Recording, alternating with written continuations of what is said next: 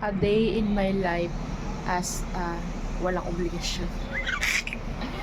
So, ayan mga kainday, patambay-tambay lang ako dito. Tapos, patingin-tingin sa mga halaman. Ayan. Patingin-tingin sa mga halaman. Tapos, pag nagsawa akong tumingin-tingin, sasayaw-sayaw ako. Pagtapos na akong sumayaw-sayaw, ayan, pagkalibaw naglaba ako, inaayos ko ang aking labahin. So, ganun lang ang buhay ko mga kainday. Tapos, pag napagod ako, magkakape ako. Ayun, magkakape ako. Tapos, pag wala akong magawa, naiinip ako magkape.